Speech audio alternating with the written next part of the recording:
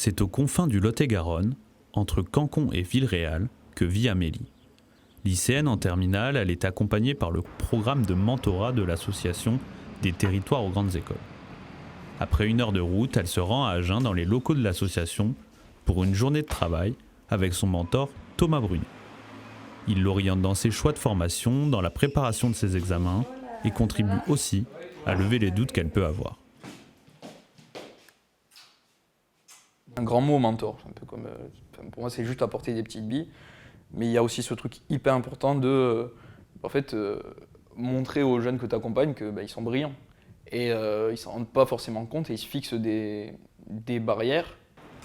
Le choix du binôme mentor-mentoré n'est pas laissé au hasard. Le futur parcours d'Amélie et celui de Thomas sont étroitement liés.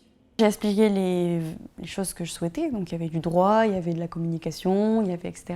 Et à ce moment-là, Thomas est arrivé, puisque Thomas fait du droit, et il m'a dit moi je suis là pour t'aiguiller et t'orienter vers ton projet d'études professionnelles, quoi. Au-delà d'un spécialiste de la future filière d'Amélie, elle peut compter sur l'ensemble du réseau de l'association pour ouvrir son champ des possibles. Il peut avoir des informations sur le droit, mais pas que, parce qu'il m'a aussi orienté vers des études d'éco-gestion, notamment avec d'autres contacts, parce que ce qui est cool avec l'asso, c'est qu'il y a beaucoup de contacts, ils sont ouverts à beaucoup de possibilités. Le dispositif de mentorat permet aussi à Amélie d'avoir un accompagnement administratif. Par rapport au Crous, par rapport aux aides financières, parce qu'au lycée, on n'en parle pas souvent, mais par contre, tout ce qui est aide au logement, parce que trouver un logement, c'est pas facile. Il a aussi pu m'orienter et m'aiguiller, donc ça, c'est sympa.